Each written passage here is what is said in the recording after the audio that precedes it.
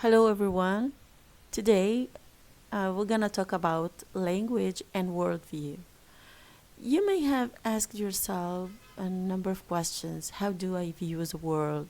And what makes me believe in certain ideas, certain convictions, and opinions that makes me stuck in these ideas for the rest of my life? And what is reality? And is there something that's called perspective? And my perspective is my reality. And what's the relationship between language and my worldview? Is it really the case that my language uh, um, determines the way I see the world, the way I think, the way I behave? And what if the language I'm speaking now was different and I was born speaking a different language? Would I behave differently? Would I act differently? Would I think differently? All these queries have been raised since the dawn of history. And luckily, we have many scientists, philosophers, um, psychologists, neurologists, linguists who have been trying hard to illustrate this very intricable relationship between language and worldview. Okay, today we're gonna talk about one of these very interesting theories. It's called linguistic relativity or linguistic determinism. It depends. The theory is proposed by first Edward Sapir, who is an American linguist and anthropologist, and it was developed by his student Worf, Benjamin Worf, and both of them have developed the idea that language shapes the way we think and the way we see the world and the way we behave. This theory comes in two versions. The strong one, which is a linguistic determinism, which says that we are slaves to our language and we are prisoners in the prison of our language, and we cannot see things outside what our languages allow us to see. Another version of this theory is linguistic relativity, which is that languages do not determine, but they shape, they affect, they influence the way we see the world. And this is the main difference between the two versions of this theory. Over the years, there have been, peaks of fluctuations regarding the consensus on the theory or dismissal of the theory. But recently, the theory has made a very strong comeback. So, what is the theory and how it manifests? And do you think that the ideas it proposes are okay or not, plausible or not? Let's see. Okay. First, the idea came from when those two people study how words, especially Benjamin Lee Worf, how words affect the way we behave. And the idea came when he was working in a fire as an inspector in a fire insurance company, and he found that the workers who work in the field of gasoline and firefighting and so on, they treat the fire. So they treat the gasoline barrels in a way or drums in a way that could make catastrophes. This happens when just when they say that these perils are empty, and once they are empty, they can deal with them carelessly, which can cause catastrophes. As we see here in this picture, these are gasoline drums. They are empty, and if you toss a match in one of them, they will not only set fire, but they will explode. What makes people careless and do such a silly behavior is that they believe that once they are empty, so there is no danger. So the word empty itself makes people behave in an irrational way. From this idea, the two guys try to generalize their theory that words really are not just names or labels that we give to concepts, but they affect the way we behave and affect the way we think. Okay. Here we have a number of arguments that have been furnished and in order to support this theory. I'm gonna talk about them very briefly. First, lexicalization, how languages vary in the words they make in order to express a particular concept. Number two, lexicalization and connotation, how words arouse in us certain beliefs and certain feelings and associations. These feelings could be positive and could be negative, could be socially favorable and could be socially unfavorable. Number three, spatial systems, how languages also vary with regard to how they locate things and how they describe places and how they navigate and so on. Also, we have variation in grammar, how languages, through using grammar, make people perceive the world differently. And finally, we're gonna look at how languages name colors and look at the name spectrum, the color spectrum, and decode it in different ways. These are the major manifestations of the theory, which try to say that our language, whether the words the language provide us, or the grammar, or etc., affect the way we see the world, we act, and so on. Let's start with the first, which is different categorization and lexicalization. We find that in English we have two words or two lexemes for these two breeds of animals. One is monkey and the second is ape. English differentiates between them. As you see, monkeys are different from apes. This is a monkey, this is an ape. They differ in size, they differ in, an ape doesn't have a tail. The monkey has, is smaller in size, the ape is bigger, and so on.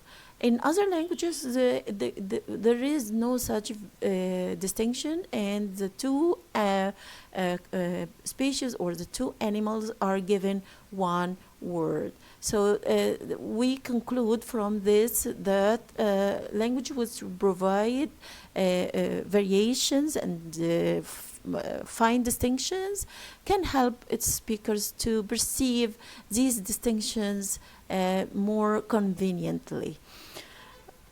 Second, we have here a number of bowls. In French, there are 6 different words referring to bowl in English. Does this mean that the French people see these things differently? Yes. Or does this mean that English do not see them as differently? No. English actually provide the distinction by adding a word to the word bowl to give compound words such as football, basketball, volleyball, tennis ball, etc. So languages here are different in the lexicalization, the words that give to the concepts. So this means that French is rich with regard to the vocabulary it gives to the this object, which is called ball. Here we have another language, which is Navajo, an indigenous American, Native American language, which has been studied extensively by Edward Sapir and his student, Benjamin Worf. And here we find that there are almost 100 of words, different words, which are given to the word lion in Navajo. For example, we have Dijai, which refers to a line running off into the distance. And this picture, look at this picture. One lion which is running off into a distance. And number two, we have another word such as a Zajai, a group of parallel white lions, look at this, that are also running into the distance. And also we have Hadzijai, which is a white line running vertically, look at this. And the rest, we have also lions which are making zigzags like that, and lines which make concentric circles. And also we have geometrical lines, as you see here. This is a shape, which is called elephant legs. People who are speaking Navajo look at geometrical relationships in a different way. They have different geometrical arrangements. So we find that language vary with regard to how they describe objects. So this is one object which is lion. But they are it is lexicalized in so many different ways, as we see. And in Navajo we find that the words are up to 100 different words. Another major example of how languages vary with regard to the giving words to things or objects. Here we find the word snow. And this is a key example supporting the relativity or determinism theory. It is said that in Eskimo languages there are so many words for the object snow, or hundreds, or so many words. And look at this, for example, words. These are all words describing one object, which is snow. For example, when snowy weather, words for light falling of weather of snow, fresh without any ice when snow is just falling. We have also another word for soft and deep snow. We have also Navajo words or Eskimo languages have words for different kinds of snow, because that and their environment, they are surrounding by snow almost the whole year long, and they use snow to build their houses. They use snow in everything in their life. And so they managed to develop a wide range of words to describe this very important element of their environment. What happens is that people who argue against the theory say that this is not true, and what we mean by hundred of words is not true. Why? Because Eskimo language is not one language, it is a group of languages, and each language has a number of dialects. So we cannot find all these words in one dialect or in one language, and this is sort of overgeneralization and exaggeration, which proves not to be necessarily true. Okay. And then we move to how words have connotations. We said that before that words have literal meanings, which is called denotation, and emotive or associative meaning, which is to do with the feelings and associations words are arouse in us. For example, here's a word uncle in English. It has only one word referring to the brother of my mother, or the brother of my father, and so on. But in other languages, we find that description or lexicalization of this concept is not the same. For example, in Korean, we'll find words for uncle referring to whether it is a father's brother or a mother's brother. Also, words referring to the age of the uncle. If you look at this, note that in Arabic we have the same story. We have am and we have khal, referring to our uncles on our brother's side, our father's side, and our mother's side, and so on. And whether this is also this applies to the word aunt. We have in Arabic two words. We have ammeti and we have khalti. And this means that kinship terms in Arabic are more elaborated than in English. So when we say uncle, we should ask whether it is am or khal or aunt, ammeti or khalti, and so on. Languages vary in kinship terms considerably. Also, we have words such as master, governor, lord, and bachelor. These are words referring to male reference, and as you see, they have developed positive connotations. And let's talk about bachelor. Bachelor, as you see, referring to a guy who is leading a very enjoyable and lovely life. He is not married, and if you compare this to the equivalent, the feminine equivalent, which is spinster, you will find that the term is arousing very negative connotations, whether emotionally or socially. So words are bundles of connotations and overloaded meanings, which are socially and personally important. Okay.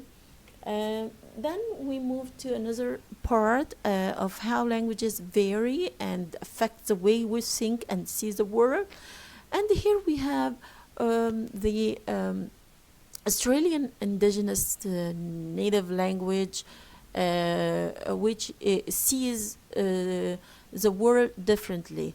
Here we find that this is Kok Sai Sayoro, which is an Aboriginal language that has no words for left and right. No, they don't have words such as left, right, next, in front of, opposite to. All these words or direction words are not there in this language. So how do people communicate place or space and directions and all these things? They use cardinal directions such as north, south, west, and east, okay, to define space. So we have an example. There is an ant on your southeast leg. Move the cup to the northwest a little bit. Okay, these are very interesting things, which means that people here are storing some sort of mental compass, which helps them navigate the space around them and provide directions and descriptions in a very exotic way. It happens that, or it was found that people who use such spatial systems, which is not egocentric, we have to differentiate between egocentric spatial systems and environmental spatial systems that we see here in such an indigenous Australian tribe. And human beings look at themselves as the center of the universe, and when they refer to objects around them, they refer to them with regard to or relative to where they are. So, I say in front of me, to my left, to my right. So this is an egocentric spatial system. What happens is that because we believe in this and we use this, and our languages allow us to think this way, we come to overexploit natural resources, and we make abuses to the environment. On the other hand, the Australian indigenous tribe, they respect the environment because their language makes them deeply involved in this, and they use cardinal directions in every moment in their life, and this makes them really very skillful in navigation and in giving direction and giving description and being or leading a very eco-friendly way of life. Also, languages and the tense that marks time in languages make people behave differently. According to a recent study, it is said that languages which have future tenses, its speakers do not save much. They do not save money. They plan less. They save less, and they care less for the environment. Why? Because they look at the future and see that it is a distant object. They do not plan for it. They do not save money or resources for it, and so on. On the other hand, language which do not make such a distinction and they do not differentiate between present and future, they save more, they plan more, and they care for the environment more. And this is a controversial thing because we can find many languages which do not have such distinction between present and future, and they do not save so much, and they do not plan as such for the future. But this is something that needs more support, more validation, and needs further research to validate it. The passive forms also is an aspect which shows variations in how languages allow its peoples to look at the world. In many languages, we have, for example, Spanish and Korean. The passive is so frequently used. Okay, for example, the window is broken. They do not say I broke the window. My leg is cut or is broken or is injured. Not I injured my leg or injured my hand or no, because what happens is that the speakers try to conceal themselves. They don't want to hold responsibility on their action, and they evade responsibility by using the passive form rather than the active. Other languages necessitate putting the doer of the action or the subject at the end, and they consider it very essential because the subject in the passive sentence, which is put at the end, is the word that carries the highest informational value, and they have the principle of end focus, putting things which are informationally worthwhile at the end. On the other hand, we have languages which do not follow the same pattern. For example, in English, they say the window broke. So these are different visions of that the languages provide to its speaker to see. And now let's go to the most interesting area where languages really differ, and we see here a number of pictures. Imagine yourself scrolling in a park surrounded by greenery, as you see here, and are you able to give different shades or different names for the different shades of green around you? I think this is difficult somehow. Because as you see here, this is a shade of green which is different from this shade of green, which is different from this shade of green, which is different from this, from that, and so on. So all these are green in color, but they are different in shades.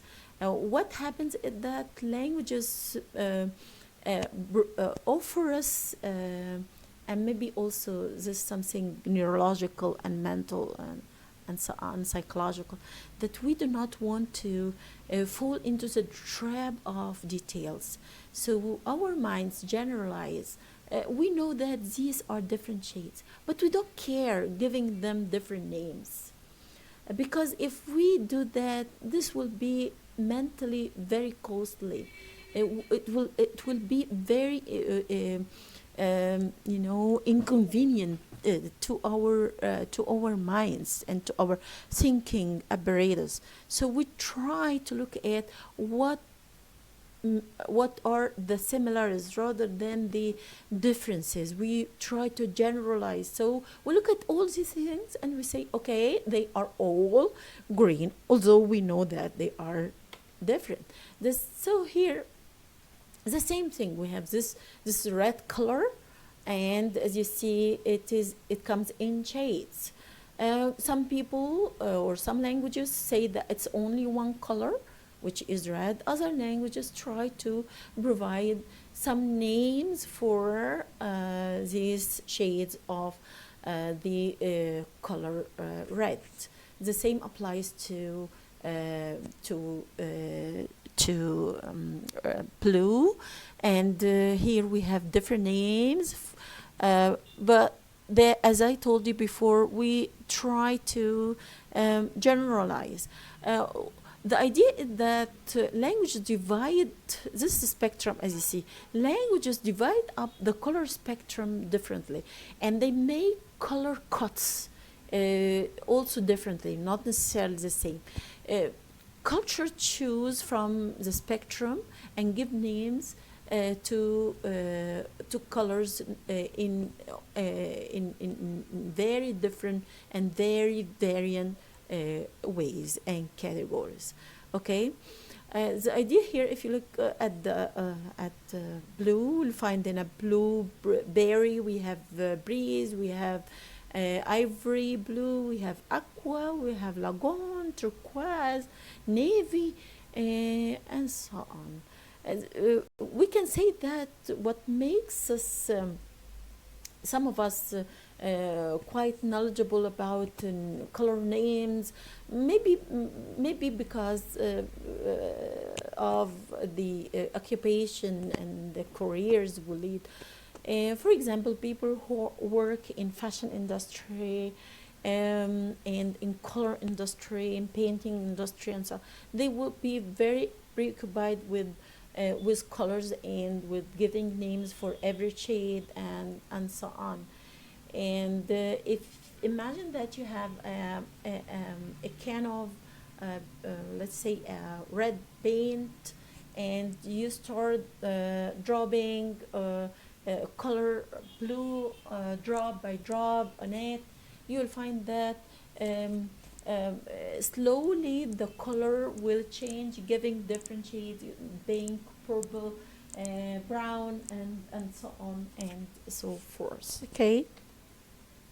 So the idea of color term is one of the strongest arguments that uh, were provided in order to support the Sapir-Whorf hypothesis. And we find that we have two amazing anthropologists who were in Berkeley, uh, uh, Brent Berlin and Paul Kay, who try to test the use of color terms by people speaking dozens of different languages. And what do they find? They find that the fewer terms a language has, the greater the territory each color must cover. Okay, and we find, they found also that people have many points of view regarding how they give names to colors. Um, Also, people who speak languages that use the same word for a pair of colors, need more time to distinguish between them than those who have a separate word for each. Suppose that you are speaking, let's say, Russian, and you have different degrees of blue and different names for these two different degrees. If you are asked to see or to look at these colors and name them, this will be very easy for you. But if your language doesn't give these variations or distinctions in names, you look at them and generalize and say it's blue, only blue. Okay. And let's go talk more about this theory, color terms provided by Berlin and Kay.